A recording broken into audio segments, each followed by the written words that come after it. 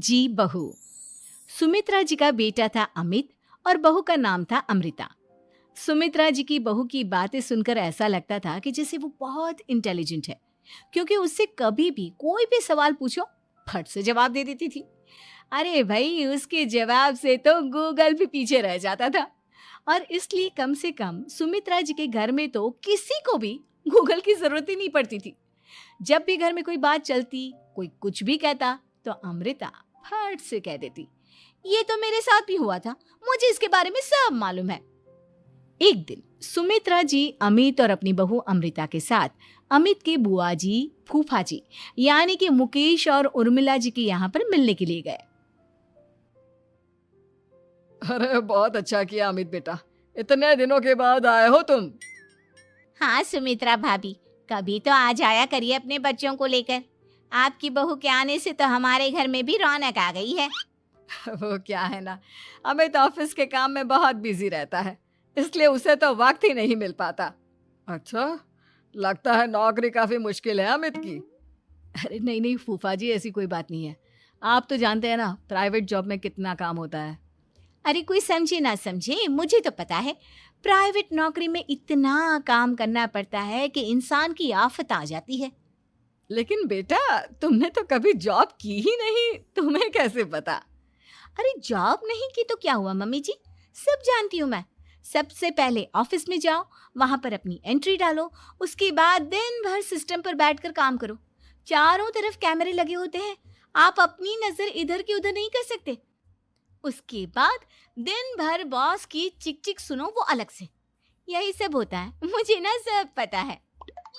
अरे बहू रानी तो काफी इंटेलिजेंट है, हर बात की खबर है इसको। थोड़ी देर बाद अब देखिए सुमित्रा भाभी, इतने दिनों के बाद आई हैं आप, खाना खाकर ही जाना, ऐसे तो मैं आपको जाने नहीं दूंगी। वैसे बुआ जी, खाने में क्या बनाया है? वो क्या है ना बेटा, आज तुम्हारी बुआ जी की तबीयत थोड़ी ठीक नहीं थी, इसलिए हमने सोचा कि जब तुम लोग यहाँ आ जाओगे तो बाहर से खाना मंगवा लेंगे और साथ में बैठकर खाएंगे। लेकिन बस प्रॉब्लम इतनी सी है कि मुझे बाहर से खाना ऑर्डर करना नहीं आता। सोचा जब अमित आएगा तो उसी को बोल दूंगी। अरे मुझे आता है ना, मैं कर देती हूँ ऑर्डर। बताइए क्या क्या मंगाना है आपको? इटालियन, कॉन्टिनेंटल, इंडियन, पंजाबी, सब पता है मुझे। क्या बात है बहू, क्या घर में भी खाना रोज बाहर से ऑर्डर करती हो? अरे नहीं नहीं नहीं बुआ जी, ऐसी कोई बात नहीं है, बस मुझे ना सब पता है। कोई बात नहीं अमृता, मैं अपने फोन से ऑर्डर कर देता हूँ। अरे क्या बात है, आजकल ऑनलाइन डिलीवरी पर कोई ऑफर नहीं चल रहा है, वरना काफी पैसे बच जाते। कैसी बात करते हैं अमित, मैं कह रही हूँ ना मुझे सब पता है। मुझे एक बहुत अच्छा ऑनलाइन डिलीवरी वाला मालूम है, जहाँ पर 50% ऑफ मिल जाएगा। और आज तो वैसे भी फ्राइडे है ना, फ्राइडे को तो उस पर 50-70% ऑफर मिलता ही मिलता है। अरे क्या बात है, इसके बारे में तो मुझे पता ही नहीं था। अरे बेटा, जिस चीज के बारे में किसी को पता नहीं होता, हमारी बहू को पता होता है। एक काम कर, तू उसी को ऑर्डर करने दे। क्या बात है अमृता बेटा, तुम तो बहुत इंटेलिजेंट हो, सब कुछ जानती हो। कुछ दिनों के बाद सुमित्रा जी की कुछ सहेलियां उनसे मिलने के लिए आती हैं। अरे सुमित्रा बहन कैसी हो, बहू कैसी है तुम्हारी? अरे पूछिए मत, बहुत इंटेलिजेंट है मेरी बहू, सब कुछ जानती है। क्या बात है, बहू के आने के बाद तो औरतें दुखी हो जाती है, लेकिन तुम तो बहुत खुश लग रही हो। वो क्या है ना, मेरी बहू है ही इतनी अच्छी। अरे तो बुलाओ ना, हमारे साथ बैठेगी, बातें करेंगी तो हमें भी अच्छा लगेगा। सुमित्रा जी अमृता को बाहर बुलाती हैं और उसके बाद सब लोग बातें करने लगते हैं। क्या बताऊं, कुछ दिनों से घुटनों में इतना दर्द हो रहा है कि चला भी नहीं जाता। अब बुढ़ापे में तो ये सब चलता ही रहता है, क्या कर सकते हैं। आंटी जी, आप योगा करिए, योगा और साथ में ना काले तिल खाया करिए, आपके घुटनों का दर्द भाग जाएगा। लेकिन तुमको ये सब कैसे पता बेटा? अरे मेरे भी घुटनों में दर्द होने लगा था, मैंने योगा किया और काले तिल के साथ गुड़ मिलाकर उनके लड्डू बनाकर खाए, एकदम ठीक हो गए हैं मेरे पैर। अमृता, ये तुम क्या कह रही हो, इतनी कम उम्र में तुम्हारे पैरों में दर्द कैसे हो सकता है? अरे मम्मी जी, सच कह रही हूँ, एक बार अगर कोई ये नुस्खा अपना लेना बस मजा आ जाए। ठीक है बेटा, अगर तुम कहती हो तो मैं ये करके देखती हूँ। मुझे सब पता है आंटी जी, ये मेरे साथ हो चुका है, इसीलिए तो बता रही हूँ मैं आपको, ऐसे नहीं बताती किसी को। कुछ दिनों के बाद अमित अमृता को अपने दोस्तों के साथ घूमने के लिए ले जाता है। क्या यार, क्या जिंदगी हो गई है। सारा दिन ऑफिस का काम करते रहो, अपनी हेल्थ पर तो ध्यान ही नहीं दे सकते। अरे क्यों नहीं दे सकते अपनी हेल्थ पर ध्यान? सब दे सकते हैं, इंसान चाहे तो कुछ भी कर सकता है। क्या बात है भाभी, आप इतनी श्योरिटी के साथ कैसे कह सकती हैं? अरे आजकल ना एक से एक एप्लीकेशन है मार्केट में, और जानते हैं उसमें कुछ एक्सरसाइज तो ऐसी बताते हैं जिन्हें आप अपने ऑफिस में बैठे बैठे, मेरा मतलब लैपटॉप पर काम करते करते भी कर सकते हैं। अमृता, ऐसी एक्सरसाइज के बारे में तो मुझे भी नहीं पता था, तुम्हें कैसे मालूम? अरे मुझे सब पता है, हर चीज की खबर रखती हूँ मैं, जानते हैं ना आप। लेकिन ऐसी कौन सी एप्लीकेशन है और ऐसी कौन सी एक्सरसाइज है भाभी? एक मिनट, मैं आपको अपने मोबाइल में दिखाती हूँ। अरे वाकई में भाभी तो सही कह रही हैं। देखो यार, इसमें कितनी अच्छी एक्सरसाइज दिखाई गई है। अपनी चेयर पर बैठे बैठे एक्सरसाइज भी कर लो, काम भी और हेल्थ भी। वाह भाभी वाह, मजा आ गया। लेकिन अमृता, तुम्हें इस बारे में कैसे पता? अब मेरे साथ जो चीज हो चुकी है उसके बारे में तो मुझे पता होगा ही ना अमित। मतलब तुम कब ऑफिस में काम करने गई जो तुमने ऑफिस करते करते एक्सरसाइज की? मैं जो किचन में काम करती हूँ अमित, घर के काम, वो किसी ऑफिस के काम से काम है क्या? बस मैं भी वो सब करते करते इनमें से कुछ एक्सरसाइज ट्राई कर लेती हूँ, इसीलिए मुझे सब पता है। सही है यार, तुम तो बहुत इंटेलिजेंट हो। कुछ दिनों के बाद ये क्या है? एक दोस्त ने मेरे साथ एक मजाक किया है, लेकिन समझ में ही नहीं आ रहा। अरे बेटा, तो अमृता से पूछ लेना, उसके पास कोई ना कोई जवाब जरूर होगा। ठीक कहती है मम्मी जी, मैं सब जानती हूँ। लेकिन अमृता, ये थोड़ा मुश्किल है, सोच लो। मेरे लिए कुछ भी मुश्किल नहीं, दुनिया की कोई भी पहेली हो मैं चुटकी में सॉल्व कर लेती हूँ। अच्छा ठीक है, देखो मेरे दोस्त ने मुझे एक खाली पेपर दिया है और कहा है कि इस पर उसने मेरे लिए कुछ मैसेज लिखा है। अब एक बात बताओ यार, खाली पेपर पर, आई मीन जिस पर कुछ भी नहीं लिखा हुआ, उसे मैं कैसे पढ़कर बताऊं? अरे बस इतनी सी बात, इसे तो मैं चुटकियों में सॉल्व कर दूंगी अमित। लेकिन कैसे बहू? इस पेपर पर तो वाकई में कुछ नहीं लिखा हुआ, एकदम खाली पेपर है, कैसे, क्या पढ़ोगी तुम? अमित, एक छोटा सा काम करो, जल्दी से एक मोमबत्ती लेकर आओ। अरे बहू, पेपर में आग लगाने का इरादा है क्या? नहीं मम्मी जी, इस पेपर पर अमित के दोस्त का लिखा हुआ मैसेज पढ़ने का इरादा है। अमित कैंडल लेकर आता है।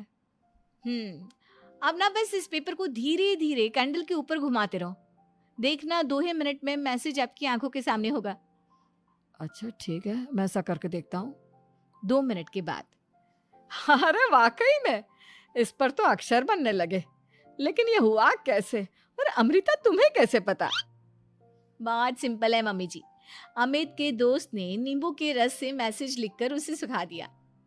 आप अगर मैसेज पढ़ना हो ना तो पेपर को आग के सामने ले जाओ और लेटर्स अपने आप उभर कर आ जाते हैं। वाह बहू, लेकिन तुम ये सब कैसे जानती हो? अरे मम्मी जी, जब मैं छोटी थी ना तो अपनी सहेलियों के साथ ऐसे ही गेम खेला करती थी। ये तो मेरे साथ कितनी बार हो चुका है, मुझे सब पता है। थैंक यू यार अमृता, तुम्हारी वजह से हमें कुछ भी सोचने की जरूरत ही नहीं पड़ती, तुम सब कुछ बता देती हो। कुछ दिनों के बाद सुमित्रा जी को अमृता के प्रेग्नेंट होने की खुशखबरी मिलती है और सुमित्रा जी अमृता को डॉक्टर के यहाँ लेकर जाती है। देखिए सुमित्रा जी, आपकी बहू की तबीयत बिल्कुल ठीक है, किसी भी तरह की चिंता करने की कोई जरूरत नहीं है। लेकिन हाँ, उनको आयरन वाली डाइट खाने की बहुत जरूरत है। ठीक है डॉक्टर साहब, आप बता दीजिए मैं अपनी बहू को क्या क्या खिलाऊं ताकि उसकी तबीयत ठीक रहे और आने वाले बच्चे की भी। अरे मम्मी जी, इसमें डॉक्टर से पूछने की क्या जरूरत है, किशमिश है, अनार है, पालक है, ये सब खाना चाहिए, आयरन का लेवल बिल्कुल बराबर रहता है। अरे वाह, आपकी बहू तो सब कुछ पहले से ही जानती है। ये तो बहुत अच्छी बात है। देखो, आयरन के साथ तुम्हें कैल्शियम भी खाना होगा। जानती हूँ मैं, अगर आयरन की खाली सप्लीमेंट लेते हैं और कैल्शियम नहीं लेते तो बॉडी उसे अच्छे से एब्जॉर्ब नहीं कर पाती। सब पता है मुझे। बहू ये भी मालूम है? हाँ मम्मी जी, आप तो जानती है ना, मुझे सब पता है। आपकी बहू की बातें सुनकर अच्छा लग रहा है। मुझे ऐसी बहुत कम लड़कियां मिलती हैं जिन्हें इतनी नॉलेज होती है, सारे सवालों के जवाब देती है। और हमारे इंडिया में तो वैसे भी हालात बहुत खराब है। बिल्कुल ठीक कह रहे हैं आप डॉक्टर साहब, लेकिन मैं उन लड़कियों की तरह नहीं हूँ। बहुत ख्याल रखती हूँ मैं हर चीज़ का। और जानती हैं आप, हमारे घर में तो किसी को किसी चीज़ के बारे में गूगल करने की ज़रूरत ही नहीं पड़ती। बिल्कुल ठीक कह रही है अमृता। अरे कुछ भी पूछ लो इसे, सब पता होता है। अरे वाह, तुम तो बड़ी कमाल की लड़की हो। चलो, ये तो बहुत अच्छी बात है, लेकिन फिर भी डॉक्टर की सलाह पर पूरा ध्यान देना चाहिए। वैसे क्या चाहिए तुम्हें, बेटा या बेटी? अरे डॉक्टर साहब, कुछ भी हो जाए, बस बच्चा अच्छे से हो जाना चाहिए। मुझे तो दोनों में से किसी से कोई भी परेशानी नहीं। और सुमित्रा जी, आप? डॉक्टर मैडम, मुझे तो लड़के और लड़की में कभी भेद करने की आदत ही नहीं है। पोता आए या पोती, मेरे लिए तो दोनों एक बराबर है। सुनकर अच्छा लगा। वैसे आप जानती हैं, हमारे यहाँ पर तो लोगों को बड़ी बेचैनी रहती है ये जानने की कि पेट में लड़का है या लड़की, लेकिन विदेशों में ऐसा नहीं होता। हाँ, वहाँ पर तो सब कुछ पहले से ही बता देते हैं ना। ये भी कोई बात हुई भला? लेकिन तुम्हें कैसे पता कि वहां पर सब कुछ पहले ही बता देते हैं? अच्छा हाँ, तुम तो सब कुछ पहले से ही जानती हो ना। तुम्हारे साथ तो सब कुछ पहले से ही हो चुका होता है। नहीं मम्मी जी, ये तो मेरे साथ पहली बार हो रहा है, इसलिए मैं ये डायलॉग नहीं बोल सकती। अमृता की बात सुनकर सुमित्रा और डॉक्टर दोनों हंसने लगते हैं। अरे भाग्यवान, मेरे जूते कहाँ रखे हैं? मुझे बाहर जाने में देर हो रही है। तभी मालती कमरे में आती है। ये रहे आपकी जूते। मैं इन्हें साफ करने के लिए ले गई थी। अरे वाह, तुम कितनी समझदार हो। मेरे बिना कुछ कहे ही सारे काम कर देती हो। तभी मालती झिझकते हुए रमेश से कहती है, सुनिए जी, आपसे एक बात कहूँ, बुरा तो नहीं मानेंगे ना? अरे नहीं नहीं, बेफिक्र होकर कहो। शादी से पहले मैं अपने मायके में नौकरी करती थी। मैं चाहती हूँ कि अब मैं फिर से नौकरी करना शुरू कर दूं।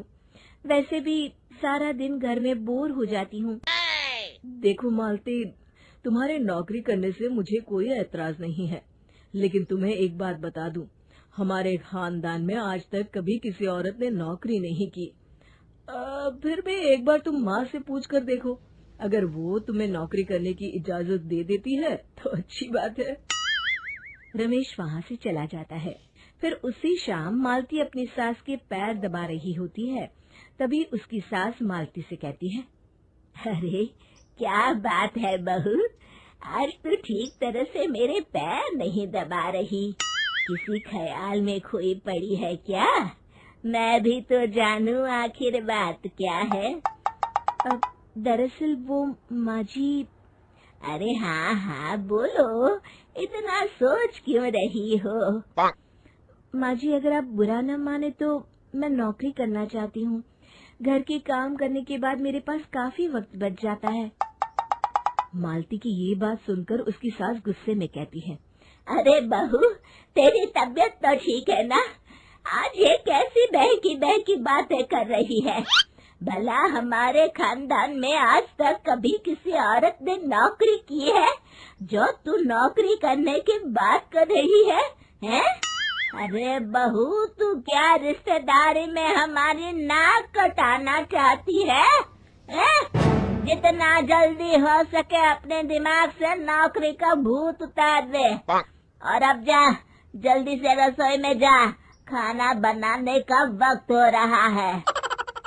मालती मन मार कर खाना पकाने के लिए रसोई घर में चली जाती है। अगले दिन। नमस्ते माँ जी, कैसी हैं आप? अरे आओ दिवाकर बेटा, बैठो, मैं तुम्हारे लिए चाय मंगाती हूँ। बहू, जरा एक कप चाय तो लेती आना। फिर दिवाकर एक फाइल खोलकर मालती की सास के सामने रख देता है।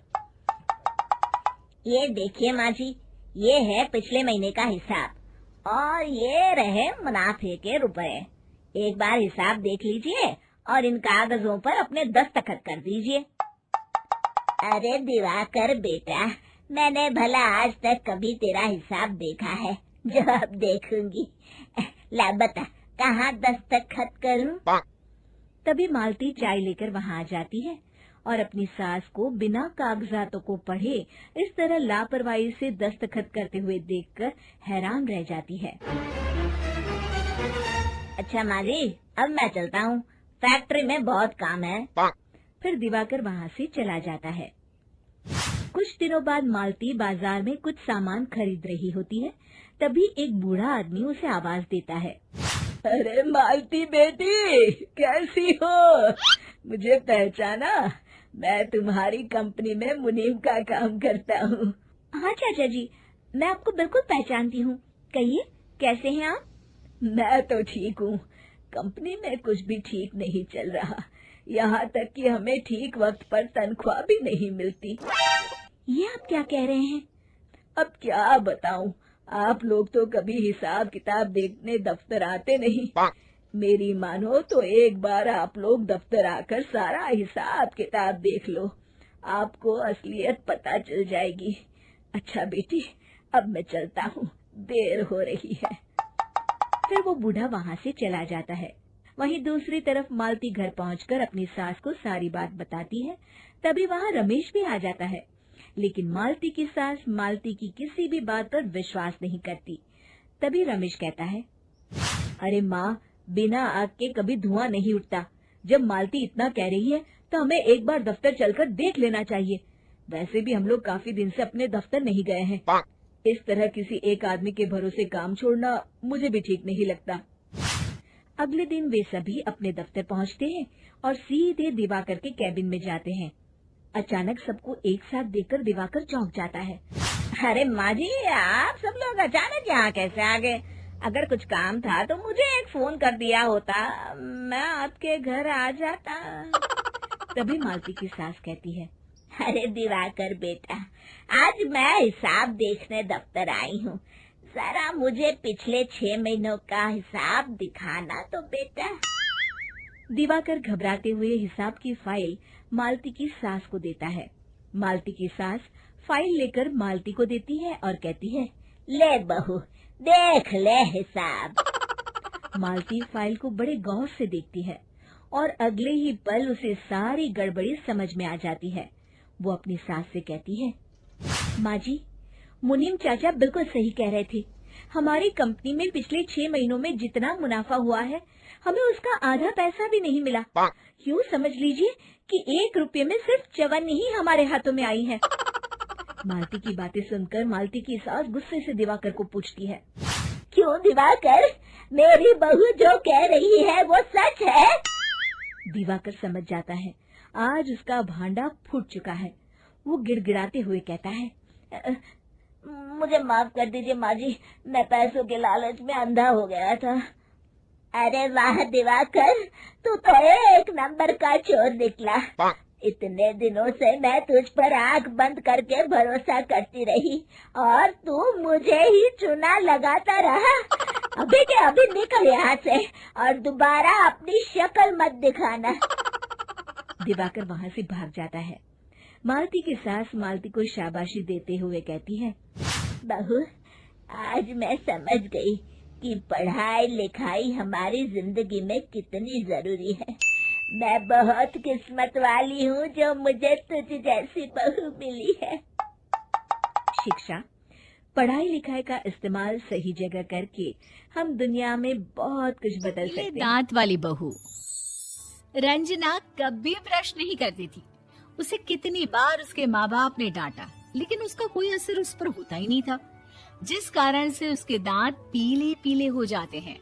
शादी के बाद अरे बहू, वैसे तो तुझ में कोई कमी नहीं है, पर तेरे दांत इतने पीले कैसे हैं बेटा? कैसे मतलब? कोई सर्जरी थोड़ी ना कराइए। वो तो क्या नाम, मैं ब्रश नहीं करती थी तो पीले हो गए। अब क्या करूं? आप कहें तो लाल करवा लूं या फिर काले? यार ये क्या है, क्यों माँ से लड़ रही हो? लड़ रही हूँ?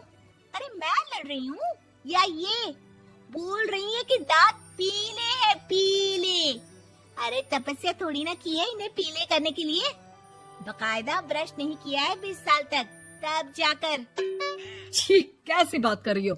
ये उस वक्त तो पीले नहीं थे जब हम लोग तुम्हें देखने आए थे। अरे तब साफ करवा लिया होगा डेंटिस्ट के पास जाकर।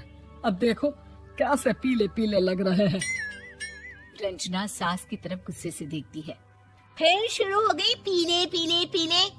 अरे पीले तो तब भी थे जब मेरे हाथ का रसगुल्ला उड़ा उड़ा कर खा रही थी और बोल रही थी, लड़की नहीं गुणों का खजाना दे रहे भाई साहब आप। खैर, अब वो लोग करते भी तो क्या करते, पीले दांत वाली बहू पल्ले पड़ी थी तो झेलना तो था ही। एक दिन कीर्तन में रंजना गाना गा रही थी। अरे कमला बहन, माँ का द्वार है, यहाँ तो सब शुद्ध होकर आते हैं, फिर अपनी बहू को ब्रश भी नहीं करवाती तुम। दूर से पीले पीले दांत भक्ति में बाधा उत्पन्न कर रहे हैं। और कोई 2 साल के बच्चे थोड़ी ना लेकर आई हूँ मैं बहू बनाकर। अच्छी खासी लड़की है, अरे कैसे करवाऊं ब्रश? ये तो उसे खुद करना चाहिए ना। अब माँ बाप तो इसके जैसे तैसे निपटा दिए, ये नहीं सोचा कि सास कैसे संभालेगी। सास बहू को लेकर घर आ जाती है, लेकिन सोच लेती है कि अब इसे लेकर कहीं नहीं जाएगी। अगले रोज बहू कहती है, अरे क्या हो गया, मंदिर नहीं जाना क्या? कीर्तन का वक्त हो रहा है। मेरी मधुर वाणी से कान्हा जी जागते हैं और सोते हैं। आप तो जानती है ना उनकी भक्ति में कितना मन लगता है मेरा। वो क्या है ना, तबीयत ठीक नहीं लग रही है मेरी, आराम करूंगी मैं। तबीयत ठीक नहीं लग रही? अभी तो मिथुन के गाने पर नाच रही थी आप, और अब बोल रही है कि तबीयत ठीक नहीं लग रही। अरे भक्ति में मन लगा लो सासू माँ, ऊपर जाना है, क्या मुंह दिखाओगी आप? हाँ, सास को बहू की बात पर गुस्सा आ जाता है। मैं क्या मुंह दिखाऊंगी, इसकी चिंता तो ना कर, समझी? अपने मुंह की चिंता कर, जो ये पीले पीले दांत लेकर हर जगह पहुंच जाती है। पता है लोग कितना मजाक बनाते हैं। ना जी ना, मैं नहीं जाना कहीं तेरे साथ। तो ये बात है। कोई ना, मत जाओ, मैं अपने कमरे में ही बैठकर भक्ति कर लूंगी। ऊपर वाला दांत थोड़ी ना देखता है, मन देखता है, भावना देखता है। और अरे बस बस, तू सब कुछ दिखा, बस ये सफेद चमकदार दांत ना दिखाना किसी को, है? जा यहाँ से। बहू को सास की बात का कोई फर्क नहीं पड़ता, वो तो जैसी थी वैसी ही रह जाती है। सुबह नहाकर किचन में खाना बनाना, फिर खाना खाना, कीर्तन भजन करना और सो जाना। एक दिन, माँ जी मैं सहेली के घर जा रही हूँ, शाम को लेट आऊंगी। हाँ हाँ, तो जाना, मैंने कौन सा तेरी आरती करनी है घर पर बैठकर। रंजना सहल के घर जाती है, जहाँ वो पार्टी में जाने की तैयारी कर रही होती है। अरे शिखा, कहाँ जाने की तैयारी कर रही है? मैं गलत वक्त पर आ गई क्या? अरे नहीं यार, उल्टा सही वक्त पर आई है। मैंने ये साड़ी और ज्वेलरी निकाली है यार, शाम को इनके ऑफिस की एक पार्टी में जाना है। बताना कैसा लग रहा है ये सब? नहीं यार, इस ड्रेस के साथ तो वो वाली ज्वेलरी अच्छी लगेगी। हाँ हाँ सही बोल रही है, मैंने ध्यान ही नहीं दिया। वैसे तो हमेशा से मस्त फैशन सेंस रखती है। तो बड़ा जाती होगी ना पति के साथ पार्टी में। रंजना कुछ नहीं बोलती, बस सोचती है कि यार काश ये बात सही हो जाती, पर मैं क्यों नहीं जाती पार्टी में? क्या इन लोगों की कोई पार्टी होती नहीं होगी? रंजना घर आती है और रात में पति से सवाल करती है, एक बात बताइए, आप मुझे किसी पार्टी में क्यों नहीं ले जाते? क्या आपके यहाँ ऑफिस में पार्टी नहीं होती? पति बेचारा क्या कहता कि दांत पीले हैं तुम्हारे इसलिए। अरे कोई पार्टी होती नहीं हम लोगों के ऑफिस में, तो कहाँ से लेकर जाऊं? और मार्केट, मॉल, कहीं वीकेंड घूमना, कहीं तो। अरे यार, सारे हफ्ते में एक छुट्टी मिलती है, तो सोचता हूँ कि आराम ही कर लूं। क्यों? रंजना मन मार के रह जाती है। पहले कभी सास के साथ मंदिर जाया करती थी, लेकिन वो भी सास ने ले जाना बंद कर दिया। घर बैठी बैठी रंजना बोर हो जाती है। तभी उसे आइडिया आता है और वो मायके जाने का सोचती है। सासू माँ, 2 दिनों के लिए मम्मी के घर जा रही हूँ, अच्छा अच्छा ठीक है, आराम से जा। और हाँ, माँ से कुछ अच्छी आदत सीख कर आना कि कैसे शरीर के हर भाग की तरह दांतों की सफाई भी जरूरी होती है, समझी? शुरू हो गई ना आप। वो लोग आपकी तरह नहीं है कि छोटी छोटी बात का बतंगड़ बना दे। उन लोगों के लिए मैं मायने रखती हूँ, ना कि मेरे पीले पीले दांत। रंजना माँ को बिना बताए उन लोगों को सरप्राइज देती है, लेकिन जैसे ही वो दरवाजे पर पहुंचती है, अंदर देखती है कि घर वाले कहीं जा रहे होते हैं। अब माँ, काश रंजना दीदी के दांतों वाली प्रॉब्लम नहीं होती तो वो भी हम लोगों के साथ चलती ना बुआ जी की बेटी की शादी में। हाँ बेटा, लेकिन अब उसे कौन समझाए कि उसको उसके पीले दांत नहीं दिखते, लेकिन उसके आसपास के लोगों को कितना एम्बैरेसिंग फील कराते हैं। मुझे तो कितनी बार उसके स्कूल की टीचर ने शिकायत की कि उसके साथ कोई लड़की बैठना भी नहीं चाहती, और ना ही कॉलेज में कोई उससे बात करना चाहता था। लेकिन पता नहीं क्यों उसे ये बात समझ में ही नहीं आती। कोई कमी नहीं है उस लड़की में, बस यही कि दांत पीले हैं। वो तो भला हो जीजा जी और उनकी माँ का, जो दीदी को जैसी है वैसे ही रखा हुआ है। रंजना को अपने घर वालों की बात सुनकर बहुत दुख होता है। वो सोचती है कि वो क्या करे, लेकिन फिर वो सीधा डेंटिस्ट के पास जाती है, अपने दांत चमकाती है और कसम खाती है कि वो रोज ब्रश करेगी।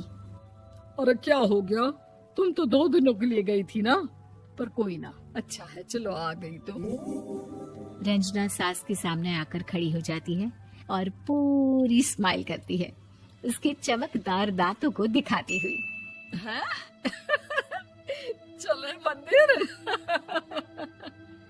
माँ, मुझे माफ कर दीजिए, मैंने आप लोगों को बहुत एम्बैरेसिंग फील करवाया। मैं आज से रोज ब्रश करूंगी। रील्स वाली बहू। प्रज्ञा को रील्स बनाने का बड़ा ही क्रेज है और वो दिन भर रील्स बनाती रहती है, खाते पीते घूमते फिरते, घर में कॉलेज में। रील्स बनाने के कारण प्रज्ञा पूरे कॉलेज में हाईलाइटेड है। जहां उसकी रील्स सभी को पसंद आते हैं, वहीं मनीषा चिंता में डूबी रहती है। एक रोज जब खाते हुए प्रज्ञा रील्स बना रही होती है, तब मनीषा कहती है, 1 मिनट भी चैन नहीं है इस लड़की को।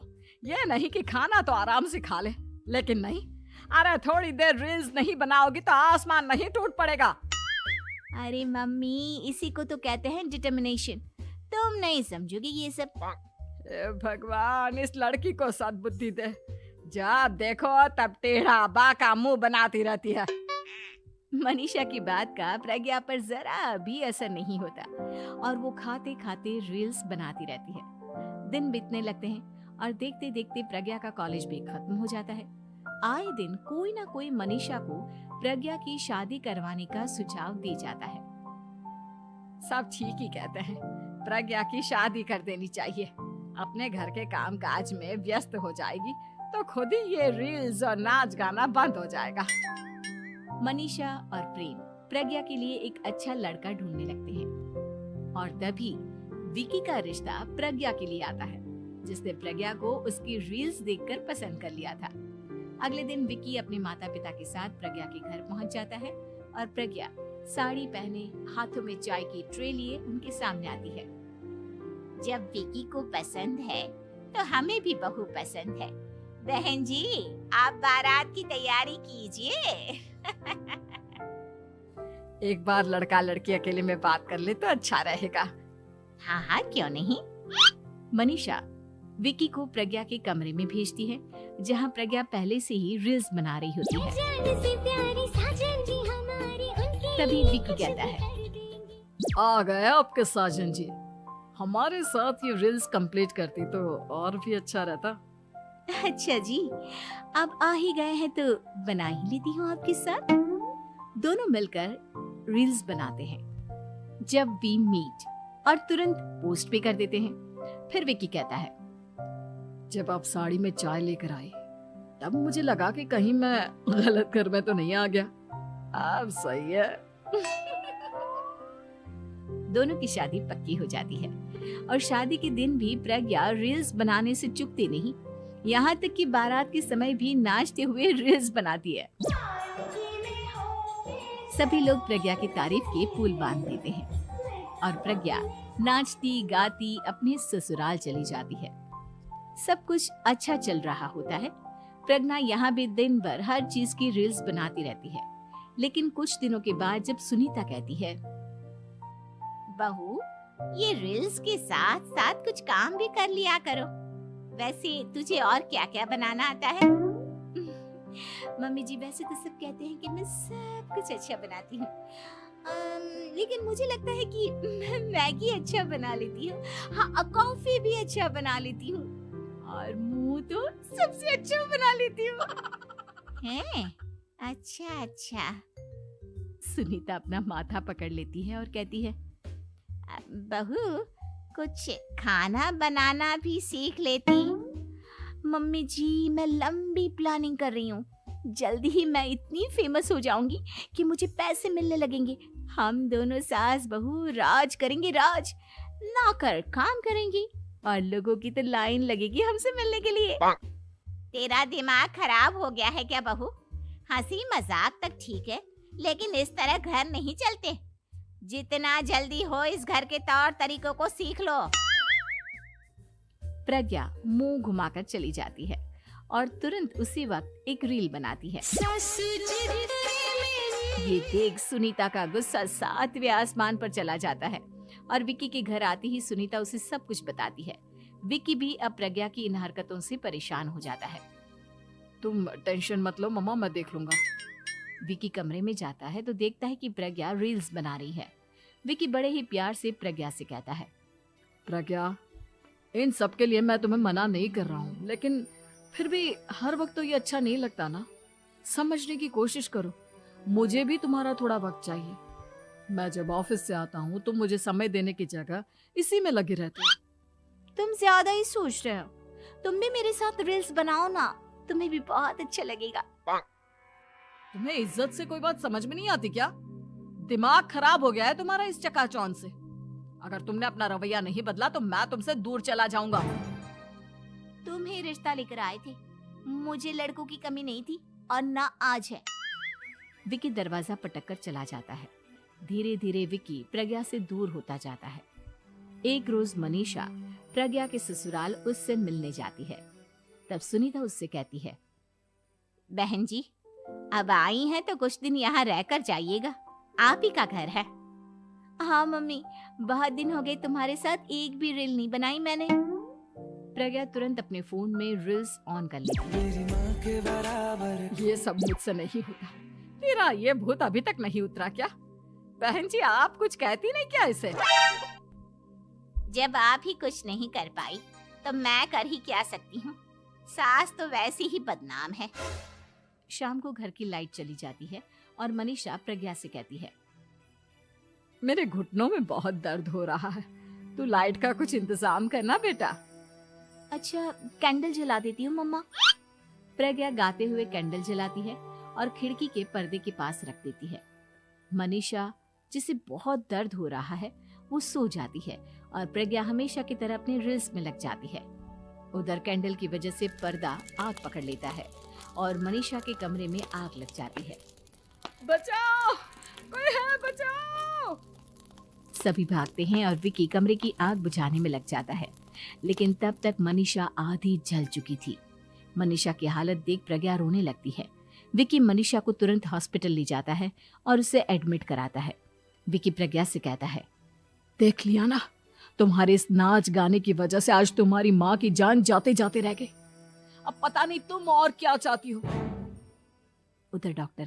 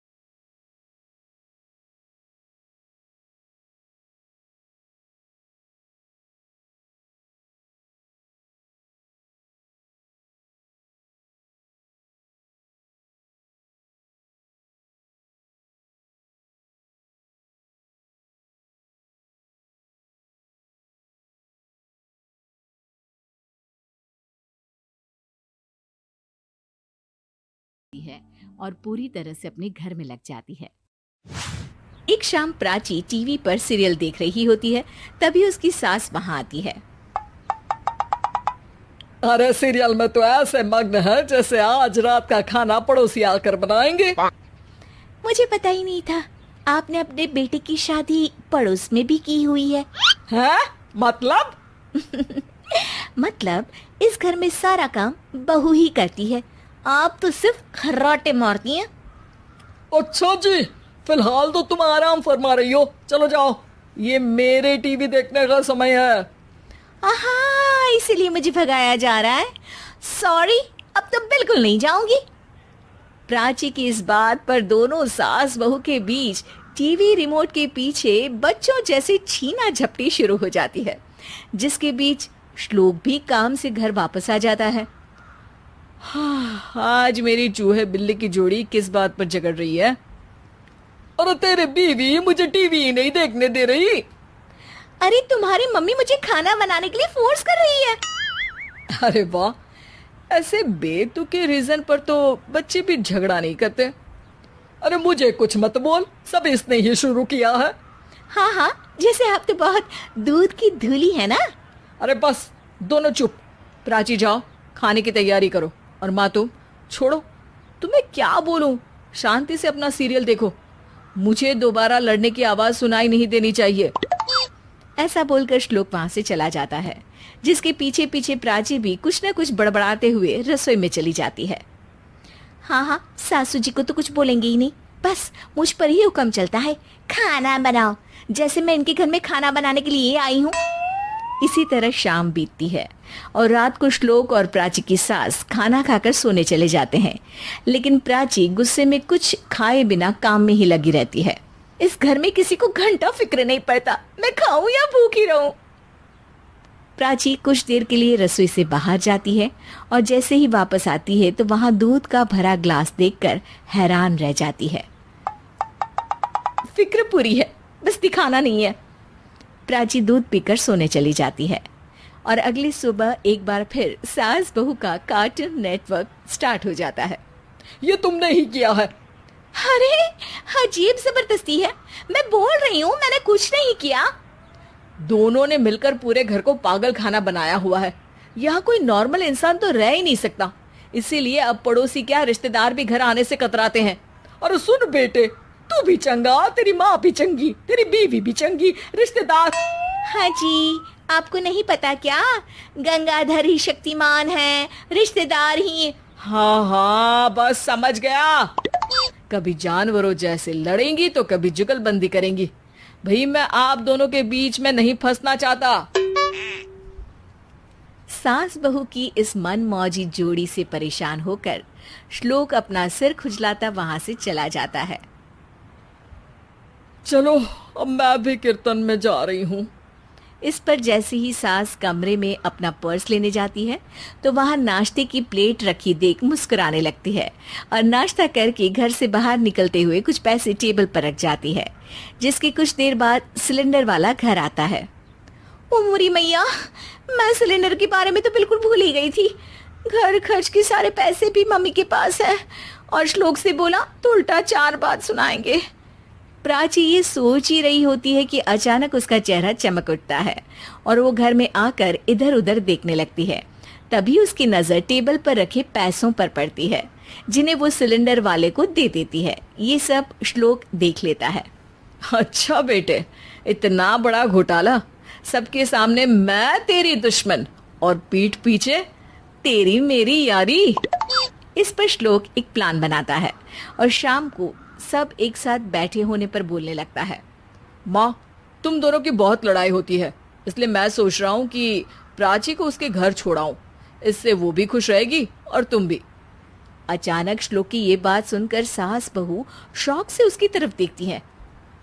अरे ऐसे कैसे घर छोड़ाओगे, मुझे कहीं नहीं जाना। अरे तुमने बोला नहीं पर मैंने सुन लिया, तुम्हें मम्मी के साथ रहना अच्छा नहीं लगता, मुझे पता है। अरे वो अरे, जब बहू खुद कुछ काम बोले तो वो तुझे सुनता नहीं, और अब जो इसने बोला ही नहीं वो तू समझ गया। जब उसे नहीं जाना तो फिर जबरदस्ती क्यों कर रहा है? अच्छा, फिर आपको मौसी के घर छोड़ाता हूँ। बस अब आप दोनों एक घर में एक छत के नीचे नहीं रह सकती। मैं इस टॉम एंड जेरी की जोड़ी को और नहीं झेल सकता। है? ऐसे कैसे नहीं रह सकते? तुम्हें इतनी दिक्कत है तो तुम्हारा बोरिया बिस्तर पैक कर देती हूँ। लेकिन मम्मी जी कहीं नहीं जाएंगी। बिल्कुल यही सुनना था मुझे। अगर दोनों में इतना ही प्यार है फिर हर वक्त ये लड़ाई का नाटक क्यों करती हो? देखा मैंने कैसे माँ किचन में दूध रखती है और तुम उनके लिए कमरे में नाश्ता रखती हो, और कैसे वो पहले ही तुम्हारी दिक्कत समझकर घर में पैसे रखकर बाहर जाती है। अरे भाई, इतना ड्रामा तो डेली सोप में भी नहीं होता जितना तुम दोनों ने इस घर में फैलाया हुआ है। तू हमें टॉम एंड जेरी बोलता है ना, तो याद कर वो दोनों भी एक दूसरे को बाहर वालों की बुरी नजर से बचाने के लिए हमेशा सबके सामने लड़ते थे, लेकिन अकेले में दिक्कत के समय मदद भी तो करते थे। बस हमारा रिश्ता भी कुछ ऐसा ही है। और वैसे भी अगर सास बहू में तू मैं नहीं होती तो दुनिया वालों को कहानियां कैसे मिलेंगी? काम बिगाड़ा। 3 बहुओं के रवैये से सासू माँ बहुत परेशान थी। दरअसल बात ये थी कि तीनों बहुओं में किसी बात को लेकर अनबन हो गई थी। तब से ही तीनों एक दूसरे से मुंह फुलाए रहती थी। ना कोई सीधे मुंह किसी से बात करती, ना किसी का कहना मानती। पड़ोसी भी इस बात को जानते थे और जाने कैसे कैसे बातें भी करते। इसीलिए सासू माँ ने तीनों बहुओं को तुरंत अपने कमरे में बुलाया। मैं कई दिनों से देख रही हूँ तुम तीनों अलग अलग सारे काम कर रही हो। ये सब नहीं चलेगा, तीनों को मिलकर ही काम करना पड़ेगा। सास की बात सुनकर एकदम से बड़ी बहू बोल उठती है। नहीं मम्मी जी, मैं इन दोनों के साथ कुछ नहीं कर सकती। मैं इस घर की बड़ी बहू हूँ, फिर भी ये मेरा कहना बिल्कुल भी नहीं मानती। अरे जेठानी जी, जानबूझकर मुझे डबल काम करवाती है आप। और छोटी मुझसे टेढ़े मुंह ही बात करती है। इन दोनों के बीच हमेशा सैंडविच बन जाती है मेरी, और मैं हमेशा आलू की तरह बीच में मसली जाती हूँ। मम्मी जी, इन दोनों को लगता है कि मैं छोटी हूँ तो इनके पैरों तले दब जाऊंगी, लेकिन नहीं, मेरा भी उतना ही अधिकार है जितना इन दोनों का है। बढ़िया ही दोनों मेरी चुगली करने के लिए, मुझे क्या कम समझ रखा है। तीनों बहू एक दूसरे से बहस करने लगती है और सास दोबारा ये देखकर टेंशन में आ जाती है और सबसे कहती है, चुप हो जाओ, अब से तुम तीनों सारे काम एक साथ करोगी, आंख बंद करके एक दूसरे की बात सुनोगी। तुम तीनों इस बात को गांठ बांध लो, वरना अगली छुट्टियों में तुम्हारा अपना मायके जाना कैंसिल। सास की बातें सुनकर डर के मारे तीनों हामी भर देती हैं। जी मम्मी जी, मैं समझ गई। हाँ मम्मी जी, जैसा आप कहें। आप जो कहेंगी मैं वही करूंगी। तीनों बहू सास की बात को गांठ बांध लेती है और वादा करती है कि अब से सारे काम वो तीनों एक साथ मिलकर ही करेंगी। ये सब देखकर सास खुश हो जाती है और वहां से चली जाती है। नीचे जाकर वो देखती है कि घर में शर्मा जी आए हुए होते हैं। सास जोर से आवाज लगाकर कहती है, अरे बहू, जरा चाय बनाकर तो लाना, शर्मा जी आए हैं। सास की बात सुनकर तीनों बहू तुरंत किचन की ओर भागती है और चाय बनाना शुरू कर देती है। मुझे तो एकदम मसाले वाली कड़क चाय पसंद है, तो हम शर्मा जी के लिए मसाले वाली चाय ही बनाएंगे। अरे नहीं दीदी, गर्मी के मौसम में मसाला चाय कौन पीता है? मैं तो शर्मा जी के लिए इलायची वाली चाय ही बनाऊंगी। ये कैसी बात कर रही हैं आप दोनों? मेरी मम्मी ने सिखाया है कि मेहमान को ज्यादा दूध और शक्कर वाली चाय देनी चाहिए, वरना वो घर वालों को कंजूस समझते हैं। तो मैं तो शर्मा जी को ऐसी ही चाय दूंगी। तीनों बहुएं अपने अपने तरीके से चाय में शक्कर, मसाला, पत्ती सब डाल देती है। उबलने के बाद तीनों मिलकर चाय बाहर लेकर जाती है और शर्मा जी और सासू माँ को देती हैं। चाय पीने के बाद शर्मा जी सासू माँ को देखकर शर्मा जाते हैं और शर्मिंदा महसूस करते हैं कि आखिर उन्होंने चाय पीने के लिए हामी क्यों भरी। सासू माँ भी चाय पीना शुरू करती है और कहती हैं, अरे बहू ये कैसी चाय बनाई है? चाय है या मीठे दूध की बासुंदी? हाँ, चाय अच्छी नहीं लगी क्या? कोई बात नहीं, हम पराठा बनाकर लाते हैं। चलो चलो अंदर। हाँ हाँ चलो। हाँ आती हूँ मैं भी। नहीं नहीं, मेरा पेट चाय ने ही चौपट कर दिया, वही काफी है। पराठे से पोपट नहीं करवाना, मैं तो चलता हूँ। शर्मा जी चुपचाप पतली गली से निकल जाते हैं। अगले दिन सास बहुओं से कहती है, अरे बहू, जाओ जाके ऊपर के गेस्ट हाउस की सफाई कर दो। कल हमारे यहाँ मेरे दूर के रिश्तेदार आने वाले हैं, तो पूरे कमरे को चमका देना, समझी? तीनों बहू सास की बात को मानकर ऊपर सफाई करने चली जाती हैं और तीनों कमरे की सफाई चालू कर देती है। बड़ी बहू मकड़ी के जाले साफ करती है, तो बीच वाली झाड़ू लगाना और छोटी वाली सर्फ डालकर जमीन धोना शुरू कर देती है। अरे दीदी जेठानी जी, अभी मैंने पूरी फर्श धोई और आप फिर से धूल नीचे गिरा रही हैं। और मछली जेठानी जी, आप भी ना झाड़ू की धूल यहाँ छटक रही हैं। अरे तीनों को साफ करना है, एक साथ सफाई करते हैं ना। अरे वही तो, हम साथ साथ हैं, घर साफ साफ है। तीनों बहू ऐसे ही काम में उलझ जाती है और 2 घंटे तक एक ही कमरे की सफाई करती रहती है। बहुत देर से अपनी बहुओं को ना देखने के कारण सास ऊपर कमरे में उन्हें देखने जाती है, लेकिन कमरे में घुसती ही वो गीली फर्श पर फिसलने के कारण नीचे गिर जाती है। ओरी मोरी मैया, हड्डी मरोड़ के रख दी। आए मेरी तो कमर ही टूट गई रे। तीनों बहुएं सास को उठाती हैं और बिस्तर पर सुला देती है। अरे मेरे हाथ पैर दर्द कर रहे हैं, दबा दो, आराम मिलेगा। हाँ जी माँ जी। अरे जी माँ जी, जी माँ जी। और तीनों बहुएं एक साथ सास के हाथ को दबाना शुरू कर देती हैं। माँ की तो चीख ही निकल जाती है और नतीजा ये होता है कि सास के बचे हुए शरीर में भी दर्द उठ जाता है। हाय राम, ये क्या कर दिया तुम तीनों ने। अरे मेरी तो किस्मत ही फूटी है कि तुम जैसी बहुएं मुझे मिली। हे भगवान, पूरे शरीर में दर्द बढ़ गया है, अब तो पता नहीं कि चल भी पाऊंगी या नहीं। माफ करो, मुझे गलती हो गई मुझसे कि तुम तीनों को एक साथ काम करने के लिए बोला। सोचा था तीनों मिलके अच्छे से काम करेगी, लेकिन बड़े बुजुर्ग सही कहते थे कि 3 तिगाड़ा काम बिगाड़ा। तुम लोगों ने ये बात ना आज साबित करके दिखा दी। तुम तीनों को तो समझाना यानी मानो भैंस के आगे बीन बजाना है। तुम्हें अकेले अकेले काम करना है ना, तो अब से तुम अकेले ही अपना अपना काम करो। तीनों बहुएं वहां से जाने लगती है। अरे कहाँ जा रही हो?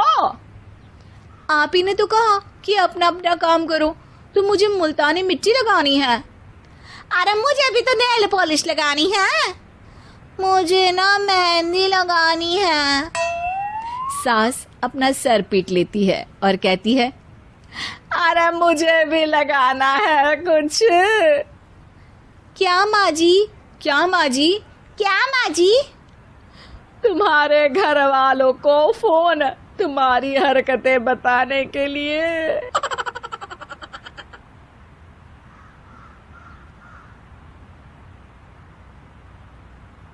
KGF वाली बहू। निर्मला जी के बेटे सुमित की शादी नव्या के साथ हो गई और निर्मला जी बहुत खुश थी, क्योंकि बहू रानी दिखने में बहुत खूबसूरत थी और नेचर भी अच्छा था। निर्मला जी का बहुत अच्छे से ख्याल रखती थी, कभी किसी से झगड़ा नहीं करती थी। लेकिन निर्मला जी की बहू में कुछ तो अनोखा था, और वो ये था कि KGF मूवी देखने के बाद KGF मूवी के हीरो की बहुत बड़ी फैन बन गई थी और बस हर वक्त उसे ही कॉपी करने की कोशिश करती रहती। बस एक यही आदत की वजह से निर्मला जी को कभी कभी उस पर गुस्सा आ जाता। बाकी सब कुछ ठीक था। सुमित बेटा, तुम नव्या को समझाने की कोशिश क्यों नहीं करते? अरे बार बार KGF के हीरो की तरह भेस बदल कर घूमती रहती है कॉलोनी में, सब देख देख कर हंसते हैं। क्या करूं मम्मी, मैंने उसे कई बार कहा कि बहू हो, बहू की तरह रहा करो, लेकिन उसके सर पर तो केजीएफ का भूत सवार है, किसी की सुनती ही नहीं। ठीक है बेटा, तो ऑफिस जा, मैं एक बार और उससे बात करने की कोशिश करती हूँ। थोड़ी देर के बाद नव्या अपने कमरे से निकलकर बाहर आती है। अरे बहू, ये क्या, तुम फिर से केजीएफ की एक्टर बन गई? मम्मी जी आपको पता है ना, मैं उसकी पर्सनालिटी से बहुत इम्प्रेस्ड हूँ और मेरी फेवरेट मूवी है ये। जानती हैं, मैंने तो सारे डायलॉग्स भी रट कर रख लिए हैं। अरे बेटा, लेकिन थोड़ा बहुत समाज की भी तो परवाह करनी पड़ती है ना। तुम इस तरह घूमती हो, सब लोग क्या सोचते होंगे, थोड़ा तो डरा करो। मम्मी जी डर होना चाहिए और दिल में होना चाहिए, वो अपुन के नहीं सामने वाले के दिल में होना चाहिए। अरे तुम फिर से केजीएफ के डायलॉग मारने लगी। अरे पता नहीं कब समझोगी। डोंट वरी मम्मी जी, मैं अभी आपके लिए गर्मा गर्म कॉफी बना कर लाती हूँ।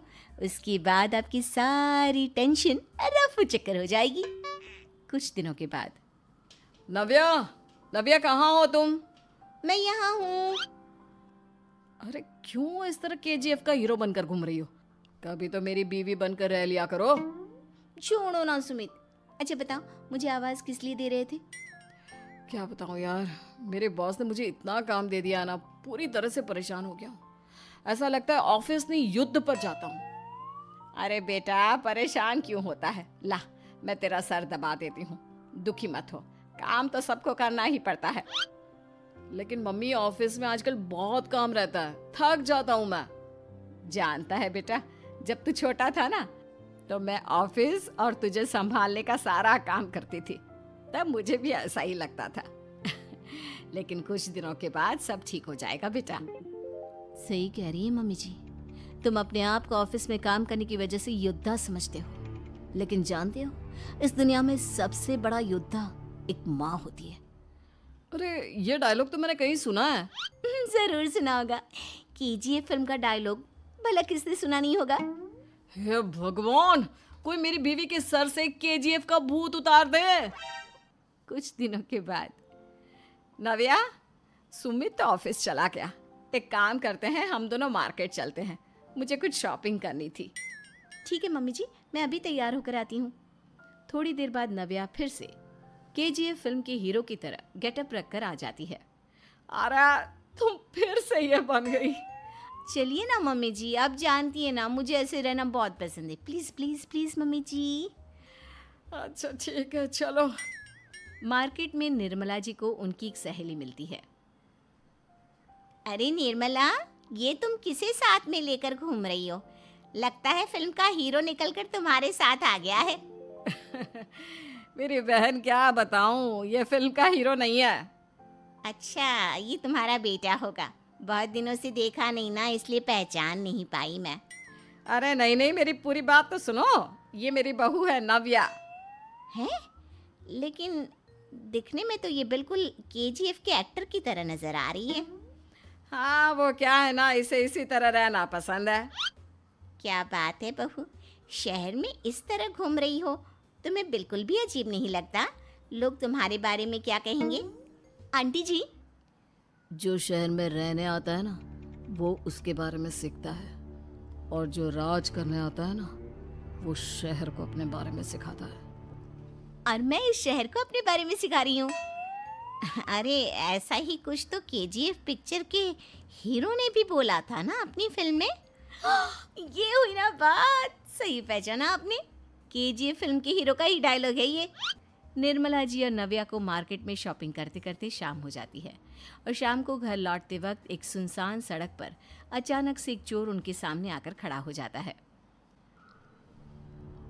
चुपचाप अपना सारा रुपया, माल, पैसा मुझे दे दो। क्यों दे दे पैसे?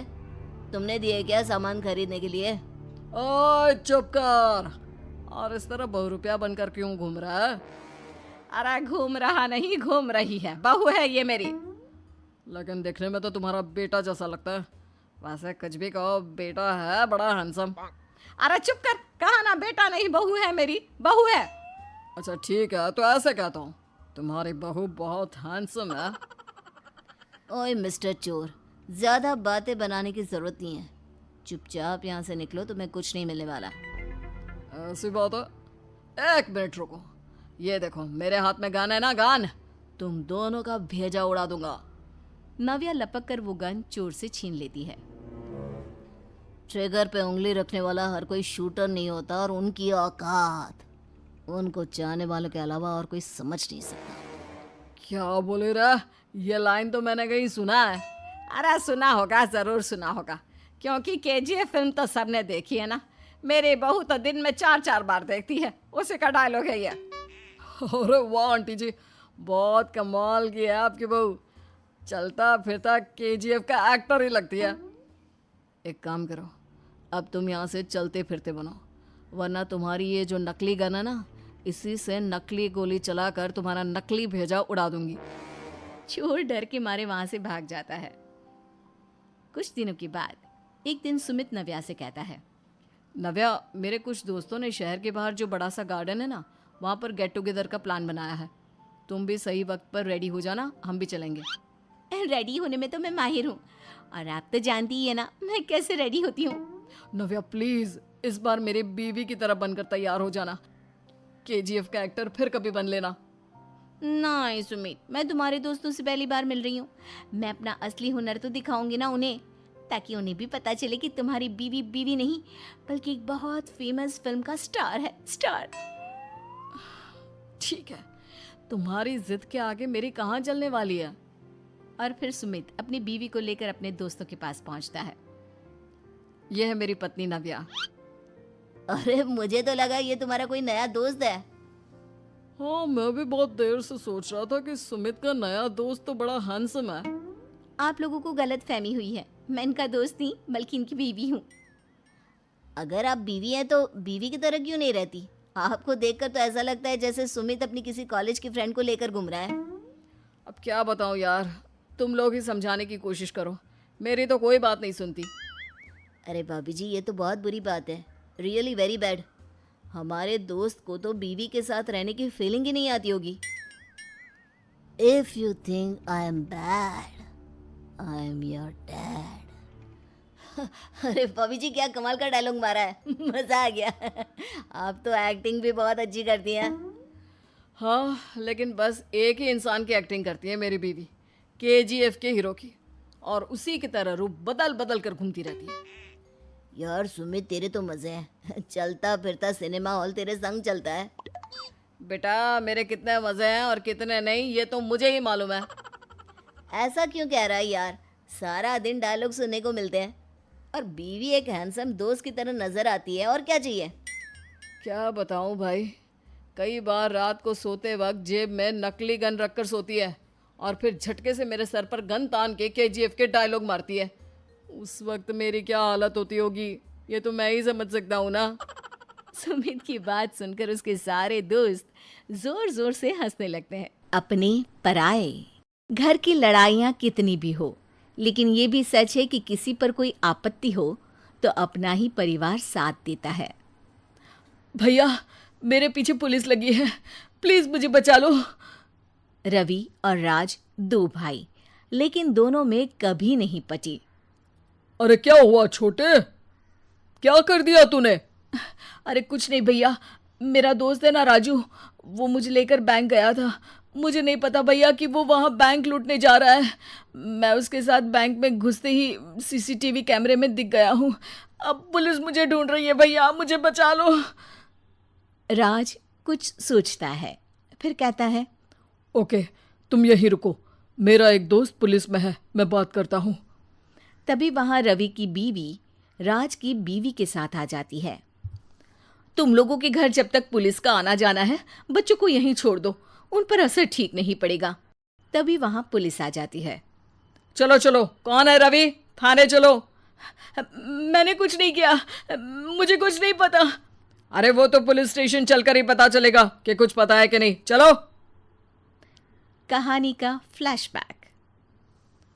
भैया, मुझे मेरे मकान में हक चाहिए ही चाहिए। अरे लेकिन छोटे, अभी मेरे बच्चों पर काफ़ी खर्चा है, तेरी भाभी की भी तबीयत ठीक नहीं रहती, बजट बिल्कुल नहीं है कि मैं अलग होकर रहूं।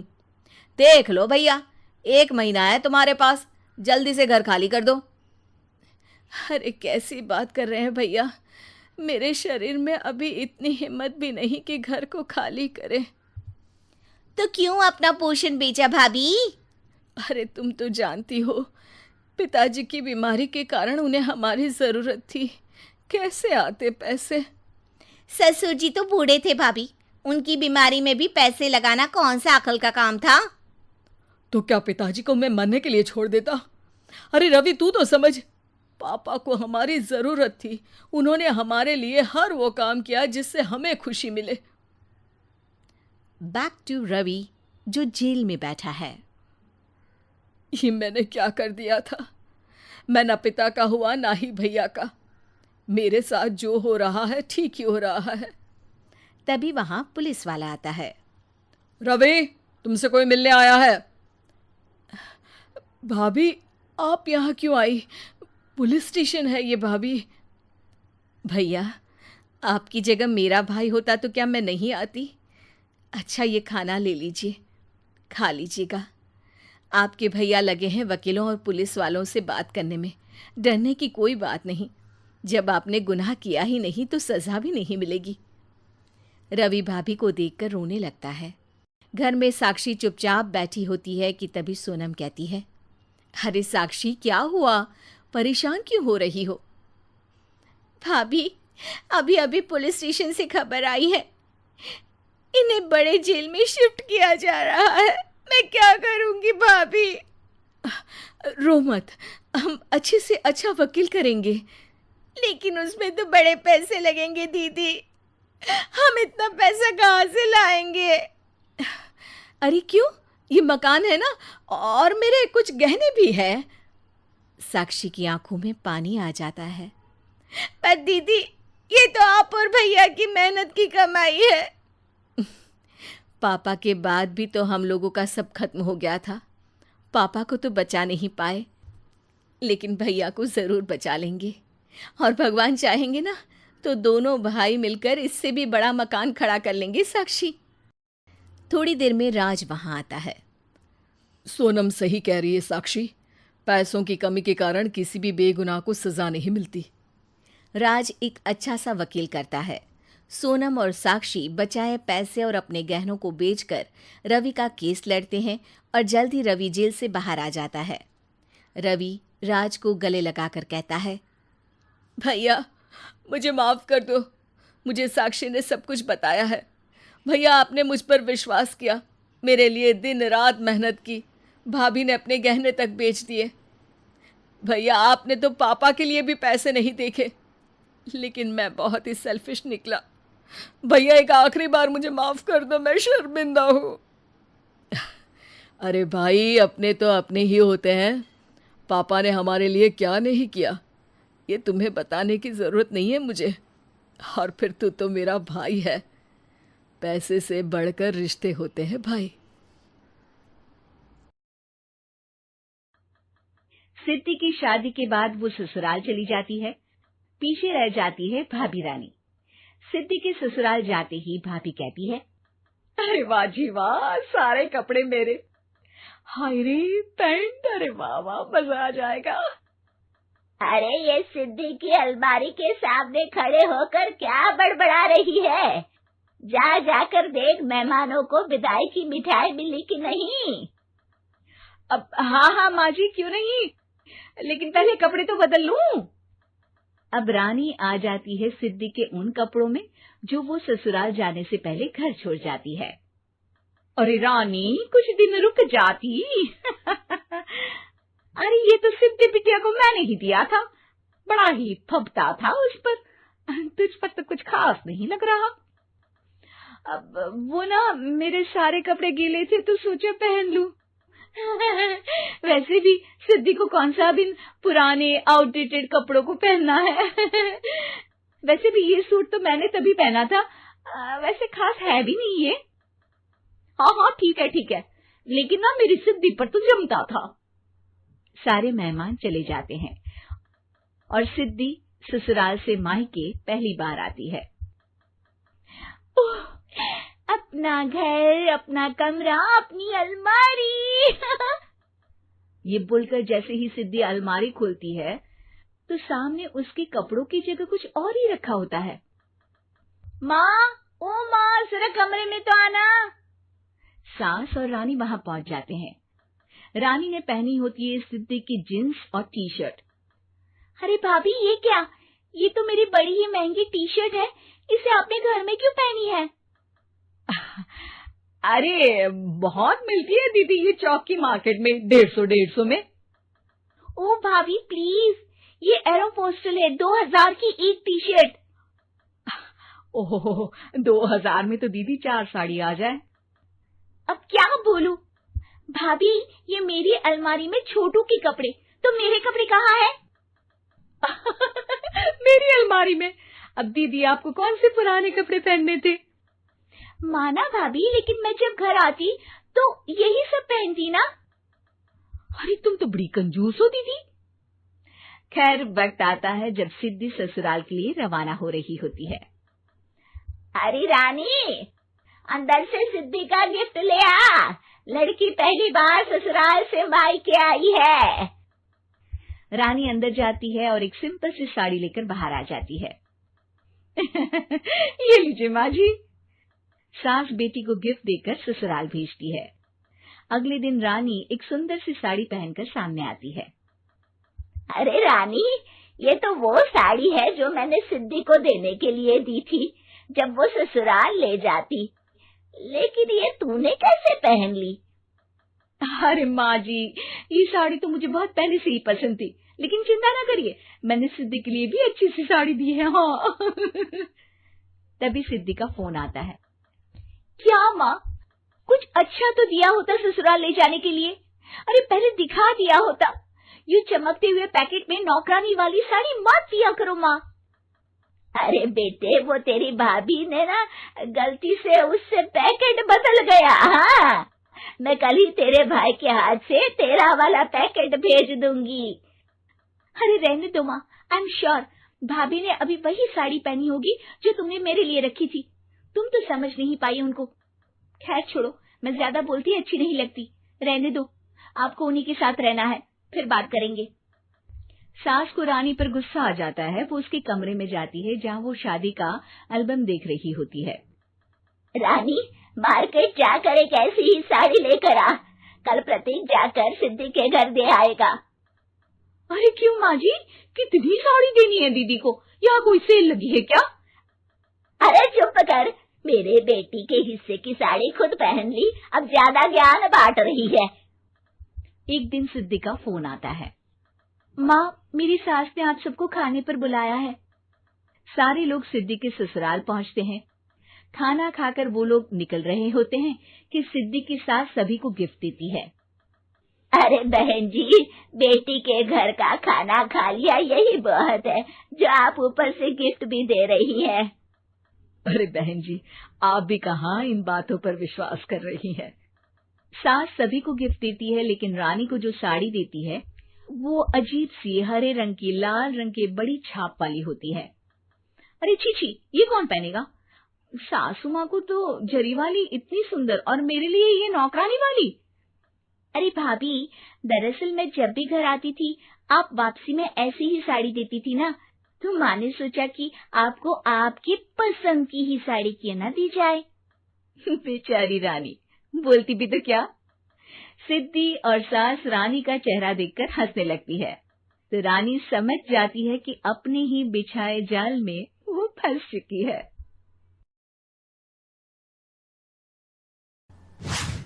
शहर में रहने वाली निहारिका की शादी गांव के राम से हो जाती है। निहारिका को ज्यादा किसी चीज का शौक नहीं होता, जिस वजह से वो ससुराल में खुशी से रह रही होती है।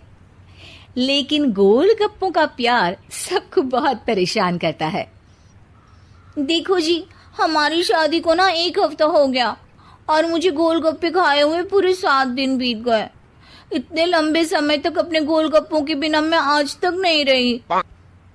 ओहो, आई बड़ी गोलगप्पे खाने वाली।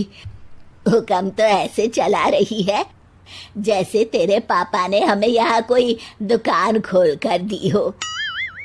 बेटी तो दी है ना, अब उसे थोड़े गोलगप्पे तो आप भी खिला सकते हैं ना। अरे देखो तो जरा, नास पीटे गोलगप्पों के पीछे कैसे कैंची की जैसी जुबान चल रही है इसकी। देखिए मम्मी जी, आप भले मुझे कुछ भी बोलिए, लेकिन अपने गोलगप्पों के लिए मैं कुछ नहीं सुन सकती। हाँ, अरे मैं तुम्हें गोलगप्पे खिला दूंगा, थोड़ा सब्र तो करो। पिछले 7 दिनों से सब्र ही तो कर रही हो ना। अरे गोलगप्पे ही तो है, इतना बेचैन क्यों हो रही हो? आ जाएंगे।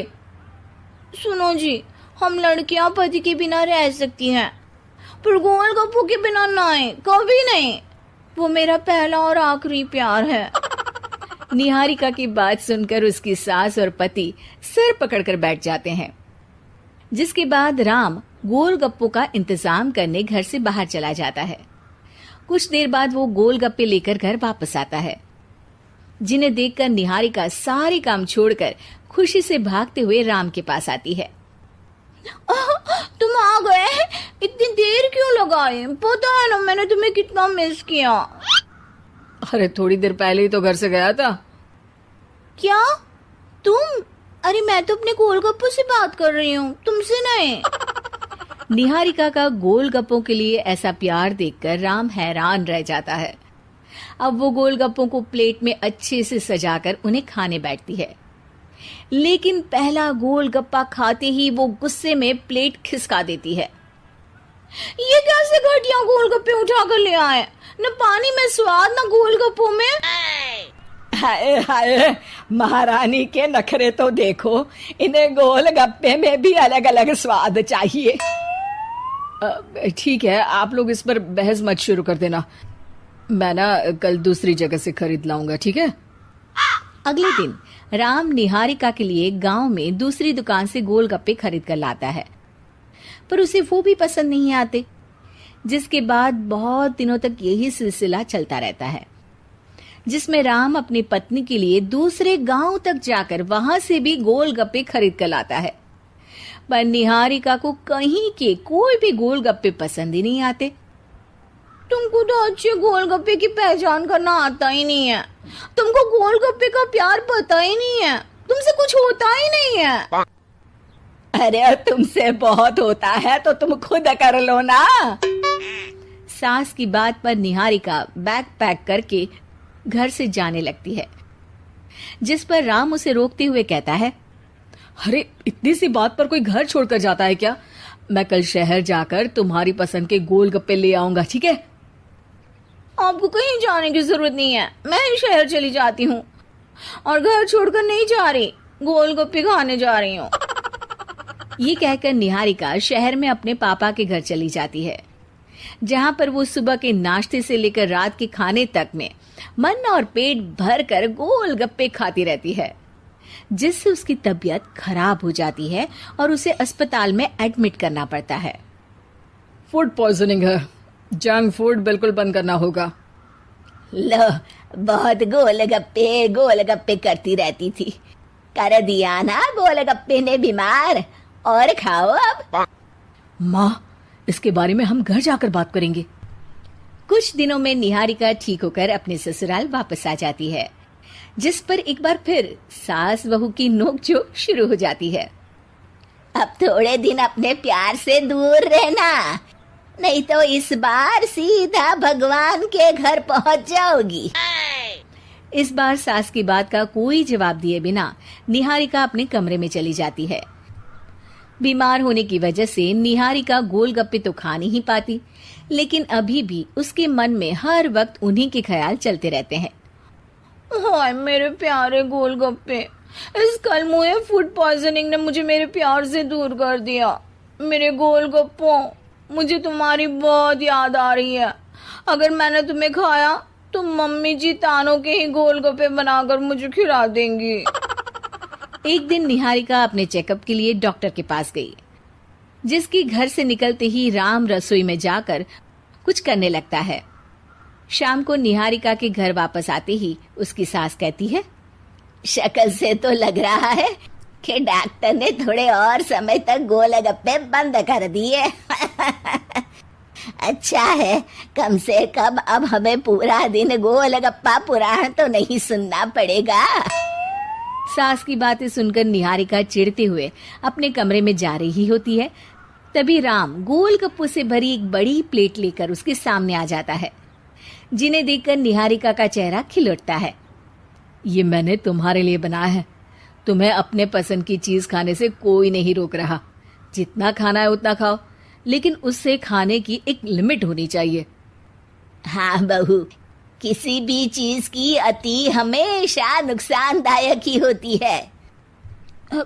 ठीक है, पर अभी मुंह में पानी आ रहा है। गोलगप्पे खाऊं प्लीज? अरे अकेले क्यों, सब साथ मिलकर खाएंगे ना।